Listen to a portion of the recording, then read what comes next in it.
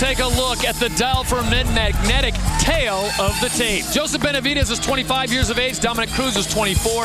Benavidez 5'4", Cruz 5'8". Weight identical. Reach advantage goes to Cruz by way of 3 inches.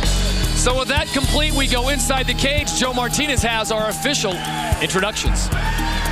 And here we go, fight fans. It is time for our co-main event of the evening. 3 rounds scheduled in the bantamweight division.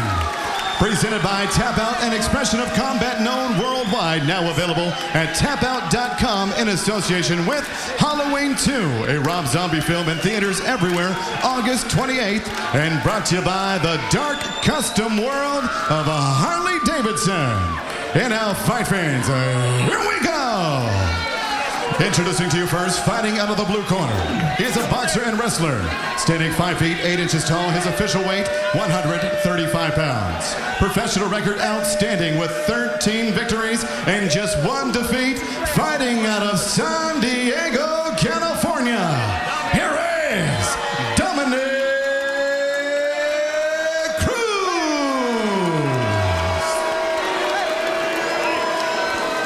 Next, his opponent across the cage, fighting out of the red corner. A freestyle fighter.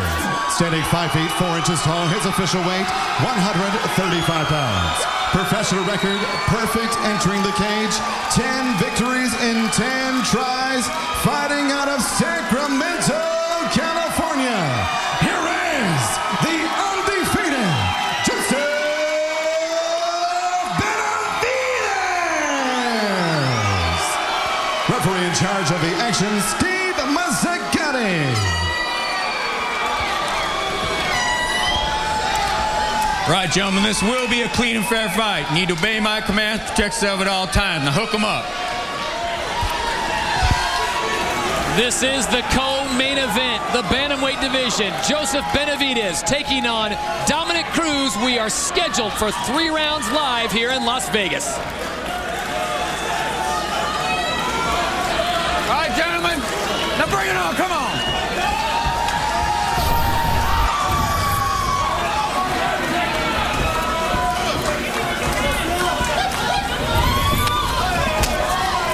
Both men extremely active early on. Frank, we can expect that for the next 3 rounds.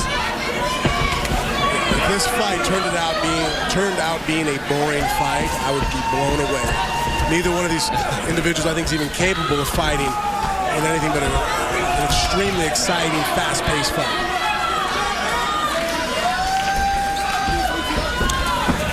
It's interesting to see how Benavidez is going to deal with the reach advantage that Dominick Cruz has, and how Dominick Cruz is going to deal with the unorthodox striking of Joseph Benavidez. Oh! Wow! Dominick Cruz took him to the mat, but did not seem to pounce. Just kind of. Well, it was kind of difficult there because Joseph Benavidez, even though he did get, got taken down there with the shot. Up fast. He pivoted across his shoulders, completely did a 360 and came up to his feet. He's a very hard individual to really get a beat on. He does things, again, when you're watching, you would say that's not conventional, you wouldn't do that maneuver, that's not the proper way, but he does it and does it very effectively. He switches stances mid-strikes. Which a lot of gyms tell you, no, that's not the right way to do it. But he's a top-level flurry fighter that Benavidez brings. You can't ever say this guy's doing anything wrong. It's hard to argue against it. He went to the guillotine attempt there, gave Dominick Cruz an easy top position. And an interesting twist of fate, as you pointed out, Dominick Cruz dropping down from the featherweight division, 145s, to fight in the 135s here in the bantamweights. His one loss came by way of Uriah Faber when he was fighting in the featherweight division, and Joseph Benavidez trains with Uriah Faber. So I'm sure Benavidez is well scouted on what Dominick Cruz can do. Nice. Look at that. Guillotine. Does he have a good enough grip in there? Cruz recognizing it. Well, the good thing about that, even though the guillotine itself might not have finished Dominick Cruz, that got him off his back. You gotta love the pace that the bantamweights bring here in the WEC.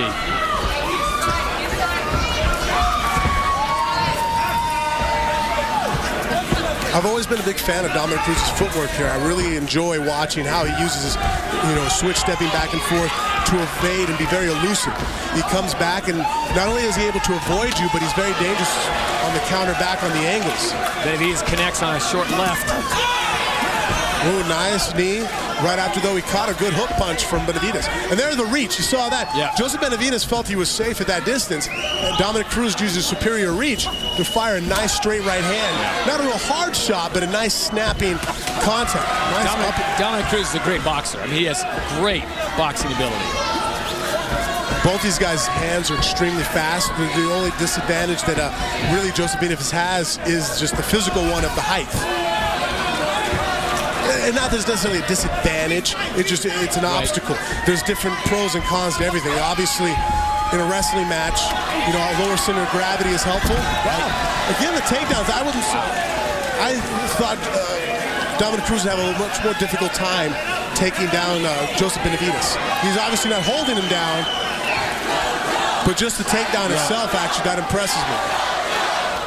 Well, you'd have to give the wrestling nod to Joseph Benavidez as a state wrestling champion. Dominick Cruz more of the boxer, but very good conditioning by both men. Wow. Look at this. That was using his height. Did a great body lock.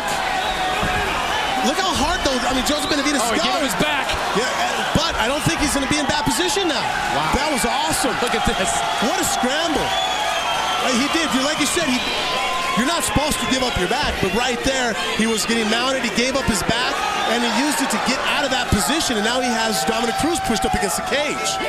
You made a good point, Frank, earlier about even if that guillotine doesn't work for Benavidez, Cruz's head is down, and Benavidez recognizes to bring a knee up. Just lets him know that it's either going to be the guillotine or a knee, so get ready. And also, again, from the bottom, you guillotine somebody or you attack from the bottom, Dominick Cruz has to back out of that attack, and so he gives up the top position.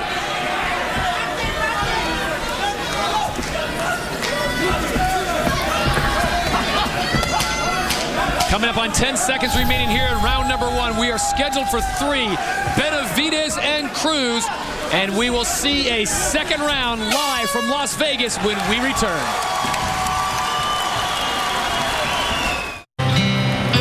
Would you one time let me be myself so I can shine with my own light?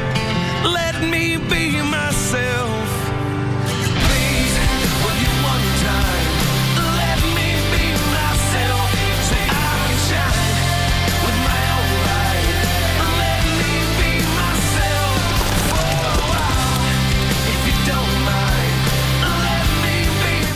Polaris, we've always been about giving you the best. From the largest, most award-winning line of ATVs and side-by-sides to the best closeout deals of the year. Up to $1,000 in rebates, plus payments as low as $59 per month, plus now Polaris Payment Protection. The only plan that makes your payments at no extra cost to you on your Ranger, Sportsman, and Razor. Stop into your local Polaris dealer and ask about our payment protection plan. Plus, up to $1,000 in rebates, plus payments as low as $59 per month. It's time to ride on. Back in Las Vegas, action from round number 1. It came quick. That body lock to a takedown right to the mount. That's textbook correct. Here, Benavidez gave up his back, turned around. Look at the scramble. Almost gave up his neck. That's so impressive. Look at the ability and speed which he came out of that maneuver. That's almost disheartening when you do the right thing and the other guy just completely is just such a quick and explosive guy and just scrappy. All right, Frank Mir, going to the corners of both fighters. What do you tell Dominick Cruz if he's your fighter? I would look to go ahead and use my reach. He has to catch Benavidez with the superior reach that he has, coming in and throwing straight punches down the middle. By throwing the hook punches, he's shortening up his reach, and he's not taking advantage of the fact that he is the taller opponent. Benavidez is just coming with a flurry. You have to somehow get there. There we go. Nice straight punch. You have to get some of the respect back. Yep. There he comes. And a flurry coming from Dominick Cruz. Momentarily stunned Joseph Benavidez, and Benavidez is going to go back to that guillotine, see if he can catch Cruz. Now watch for a knee. Cruz is going for a nice, he had the underhook to a knee tap, and he's still almost trying to force it in. Joseph Benavidez is using that guillotine again to keep him off his legs, because if he would have pushed in for that takedown, he would have put himself in a submission, Dominick Cruz.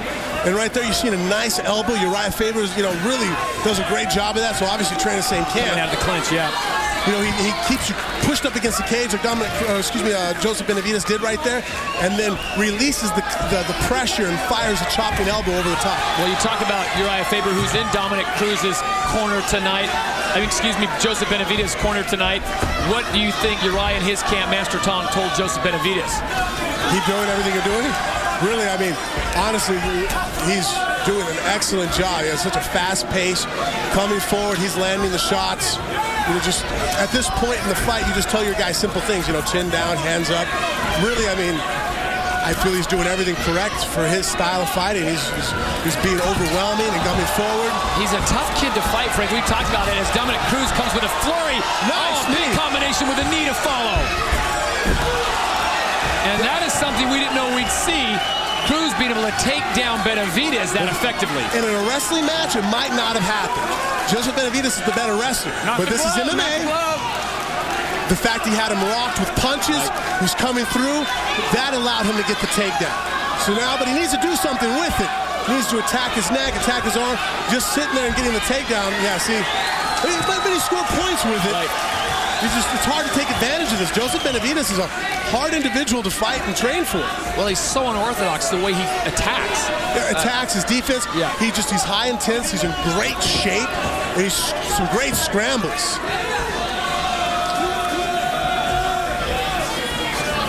Though I think that Joseph Benavidez, he caught him with a hook though there. Benavidez now with a single, trying to do something with Dominick Cruz, trying to neutralize that reach and height advantage. I think he's holding on the leg there.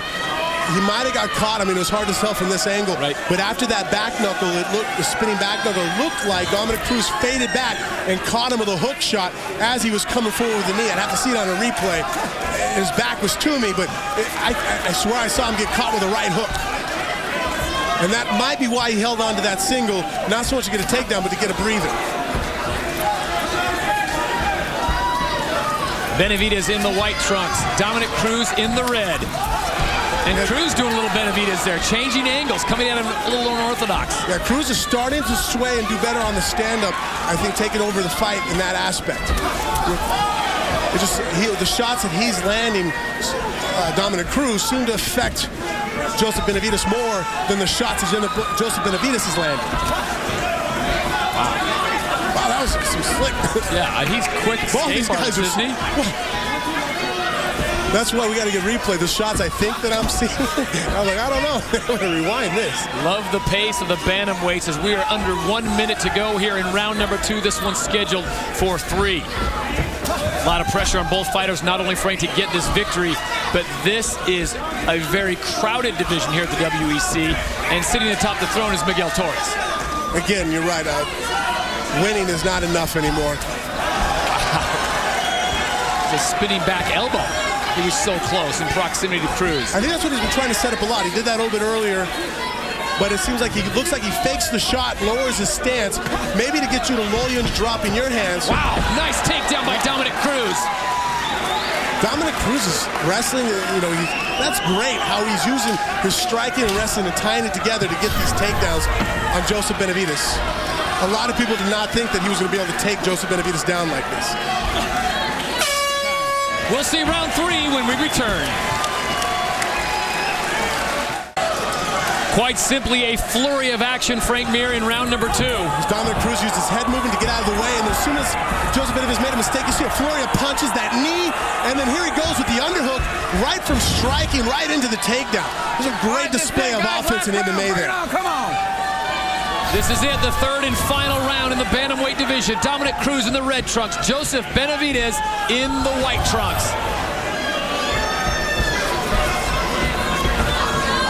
It really looks like, early on, the first round, I really felt that Joseph Benavidez' superior, speed and footwork coming forward was doing very well for him. But Dominick Cruz, I feel, is taking over this fight in the second round. Landing shots that look like they're doing the most damage out of the two fighters here. Wow, 2 just great fighters. And with the takedowns, I have to give, right now, Dominick Cruz is coming into this. This round really, I think, is going to determine who's winning this fight. But Dominick Cruz really seems on stride. Joseph Benavidez needs to do something to throw him off his game and get this back. Bit of a slip there, but Cruz pops quickly up. Benavidez tries to capitalize. This has been non-stop since the opening bell here in the bantamweight division. Cruz and Benavidez. As we've said before, this fight's so important to both of these athletes because they're trying to get in line for a very crowded shot at Miguel Torres. Still surprised, though, not to see Joseph Benavidez actually shooting a little bit more. His ground and pound, especially in the Jeff Curran fight, was very impressive.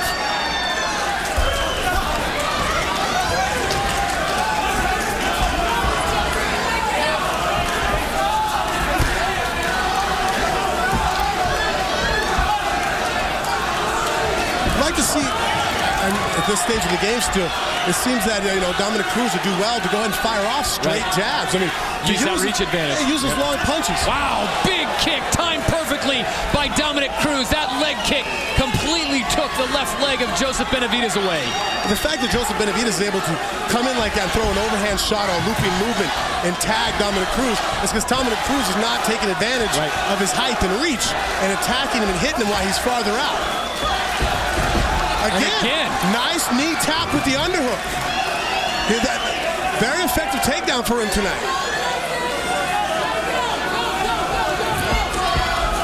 He's got the arm between the legs and digging an underhook underneath the far thigh. Makes it very hard for your opponent to belly down. Joseph Benavidez, though, is so hard to hold down. Yeah. So far, I haven't seen any potential of him, conceding the takedown and staying on his back to allow Dominick Cruz to work any kind of offense from the top, be it ground and pound or strikes.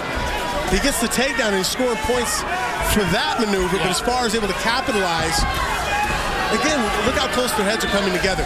There's all that range that Dominick Cruz could be hitting him. Joseph Benavidez is doing an excellent job of being the shorter opponent, but using his superior speed to close the gap in hand combination. But that reach of Dominick Cruz has been really almost neutralizing Benavidez's attack. I mean, when he uses it, when he fires off that straight right hand, it does work for him. It's just that he's, as you can see, he's not even using really his left jab that much. All right, Frank, coming up on 90 seconds to go in this, the third and final round of this bout. What does Joseph Benavidez need to do to get this victory? Right now, it's such a close fight. Right. You got to think, okay, well, the takedowns are the only thing that really it's 1-0 on right now in this round. He's active. Both guys are coming forward. He either needs to land something, both guys, to be honest, need to land something that really helps steal the round for them. Wow, what an exchange. Or get another takedown. I'll tell you what, matchmaker Sean Shelby has done a great job of putting these two guys inside the cage. Well, this fight was destined for phenomenal, just an unbelievable fight. There we go. He got a knee tap to a takedown, but spun through with almost like an arm circle throw and got to his knees. Under a minute to go here in the third and final round of this bantamweight bout. What a tremendous performance. This one, Frank, is going to be tough to call. Yeah, I'm not going to be upset with whoever wins the fight, to be honest with you. It's so close. I'll tell you this, though, I am leaning towards Dominick Cruz. I think because of the takedowns. Because of the takedowns and some of the shots he landed, like that. Oh, beautiful. See, yeah, I think Dominick Cruz ended up. Oh, definitely. Look at that flurry. That just really helped sell the case for him. He hasn't been on his back one time. He needs to sink the hooks. Finish the fight in a superior position. Under 20 seconds to go, and he's taking Joseph Benavidez's back. Joseph Benavidez needs to start scrambling like crazy. Look how hard he is to get a hold of, though. I mean, Dominick Cruz, flattening him out. This is what it takes to get a title shot right here. And the fans in Vegas appreciate the battle we just saw in the bantamweight division. That's Dominick unbelievable. Cruz and Joseph Benavidez putting on a show. When we come back, we will get the official decision when we return live here on Versus.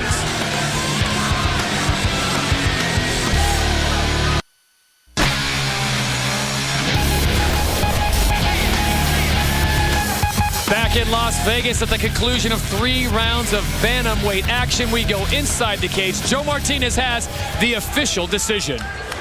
And now, fight fans, after 3 rounds, we go to the scorecards. Give it up one more time for 2 of the most exciting bantamweights in the world. And here are your judges' scoring totals. Judge Glenn Trowbridge scores the bout 30-27.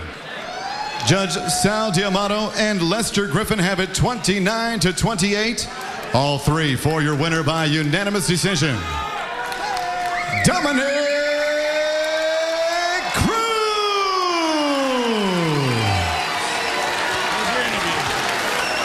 I think the smile says it all, Dominic. Certainly you gave the crowd what they were looking for along with Joseph, but simple question. Are you now the #1 contender in the bantamweight division?